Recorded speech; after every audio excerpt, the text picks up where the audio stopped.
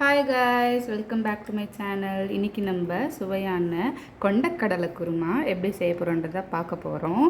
இந்த கொண்டக்கடலை குருமா வந்து இட்லிக்கு, சப்பாத்திக்கு எல்லாத்துக்கும் சூப்பராக இருக்கும். ஸோ அதை இப்போ எப்படி செய்கிறதுன்னு வாங்க வீடியோக்குள்ளே போய் பார்க்கலாம்.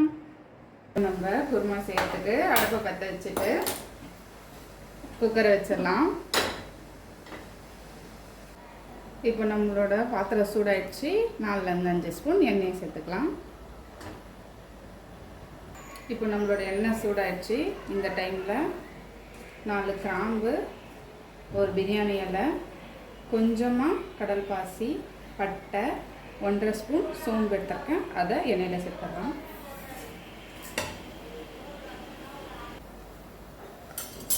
அடுத்ததாக ஒரு கொத்து கருவேப்பிலையை சேர்த்துக்கலாம். கருவேப்பிலையை சேர்த்தாச்சு. அடுத்தது நான் இன்றைக்கி 2 மீடியம் சைஸ் வெங்காயத்தை கட் பண்ணி வச்சுருக்கேன். அதை சேர்த்துடலாம்.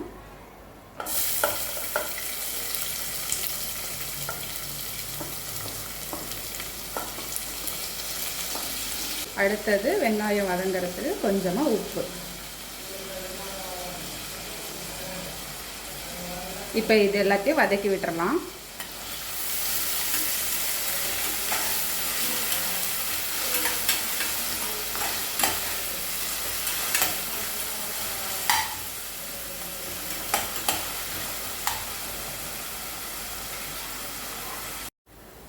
இப்போ நம்மளோட வெங்காயம் நல்லா வந்து வதங்கிருச்சு. இந்த டைமில் நம்ம 2 மீடியம் சைஸ் தக்காளியை சேர்த்துடலாம்.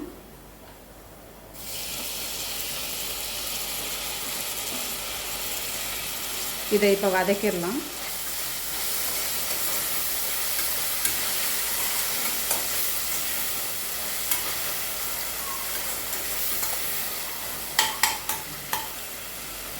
தக்காளி வதங்கிட்டு இருக்க டைம்லேயே நம்ம இஞ்சி பூண்டு விழுதை சேர்த்துக்கலாம். நான் இன்றைக்கி 1.5 ஸ்பூன் இஞ்சி பூண்டு விழுது எடுத்துக்கிறேன். இஞ்சி பூண்டை விழுதை சேர்த்துட்டு நல்லா கலந்து எடுத்துடலாம்.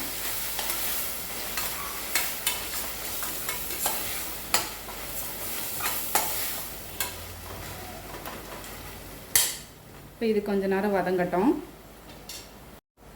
தக்காளி வதங்கிட்டு இருக்க டைமில் நம்ம கடைசியாக வந்து தேங்காய் அரைச்சி ஊற்றணும். அதுக்கு என்னென்ன போட்டு அரைக்கலான்றதை இப்போ பார்த்துடலாம். நான் இன்றைக்கி ஒரு கை தேங்காய் எடுத்திருக்கேன். அதை நம்ம ஜாரில் ஆட் பண்ணிக்கலாம். அடுத்ததாக ஒரு ஸ்பூன் சோம்பு எடுத்திருக்கேன். அதையும் சேர்த்துடலாம். அதுக்கு அடுத்தது 6 பச்சை மிளகாய் எடுத்திருக்கேன். அதை சேர்த்துடலாம். அதுக்கப்புறமா 6 முந்திரி பருப்பு, அதையும் சேர்த்துடலாம். இதை இப்போ கொஞ்சம் தண்ணி ஊற்றி நைஸாக அரைச்சி வச்சுக்கலாம். இந்த கன்சிஸ்டன்சியில் இருந்தால் கரெக்டாக இருக்கும். இப்போ இதை ஓரமாக வச்சிடலாம். இப்போ நம்மளோட தக்காளி நல்லா வதங்கி வந்துருச்சு. நம்ம குருமாவுக்கு தேவையான மசாலா வந்து சேர்க்க ஆரம்பிச்சிடலாம். முதல்ல 1/2 ஸ்பூன் மஞ்சள்தூள் சேர்த்துடலாம். அதுக்கப்புறமா 2 ஸ்பூன் மல்லித்தூள். அடுத்தது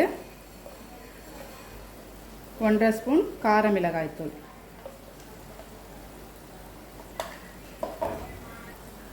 அதுக்கப்புறமா குழம்புக்கு தேவையான உப்பை சேர்த்துடலாம். 1 ஸ்பூன் உப்பு எடுத்துருக்கு. இது எல்லாத்தையும் சேர்த்து நல்லா வதக்கிடலாம்.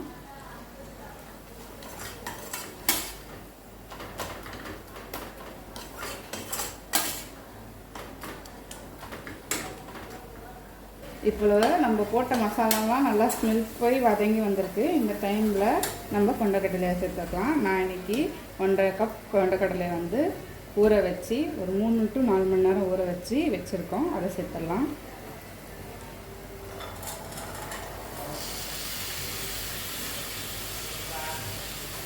இப்போ இதெல்லாம் நல்லா பரட்டி விட்டுடலாம்.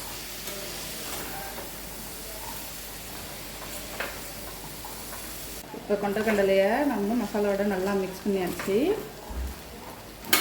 அடுத்ததாக நம்ம ஆல்ரெடி அரைச்சி வச்ச தேங்காய் விழுதை இதில் சேர்த்துடலாம்.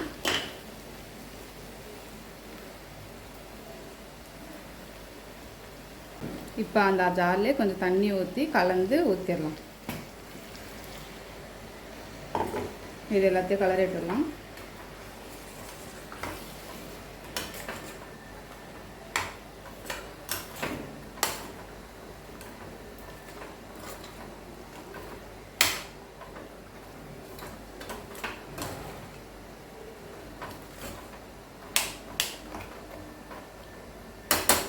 கலந்து விட்டாச்சு. அடுத்ததாக வந்து குருமாக்கு தேவையான தண்ணி. நான் இன்றைக்கி 1.5 சொம்பு தண்ணி எடுத்துருக்கேன். அதை ஊற்றிடலாம்.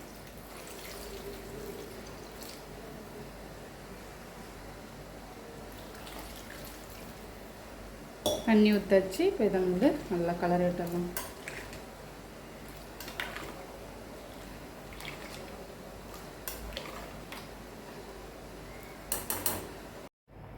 இப்போது நம்மளோட குருமா வந்து கொதிச்சு வருது. இந்த டைமில் 1 ஸ்பூன் கரம் மசாலா சேர்த்துட்டு கலந்து விட்டுடலாம்.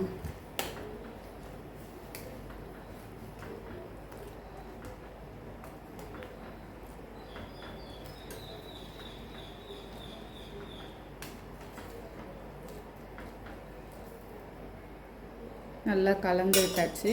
இப்போ நம்ம குக்கரை க்ளோஸ் பண்ணிடலாம்.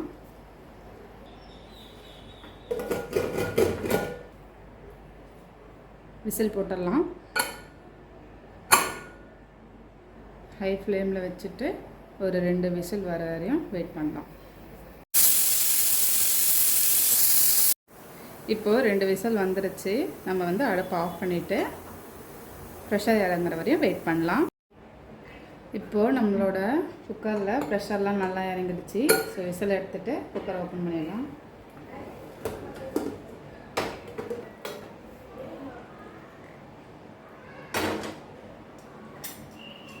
ஓப்பன் பண்ணியாச்சு. இப்போது ஒரு கை கொத்தமல்லியை போட்டுடலாம். குருமாவை கலரி விட்டுடலாம்.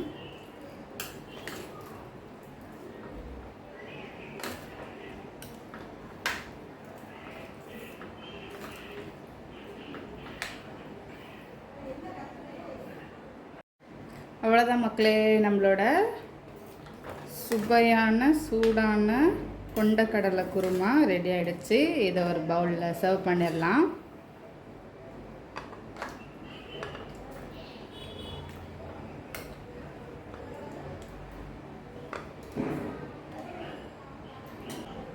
அவ்வளோதான் மக்களே, that's it for the video. கண்டிப்பாக எல்லோரும் இந்த கொண்டக்கடலை குருமாவை ட்ரை பண்ணி பார்த்துட்டு எப்படி இருக்குன்னு கமெண்ட்ஸில் சொல்லுங்கள். பாய்.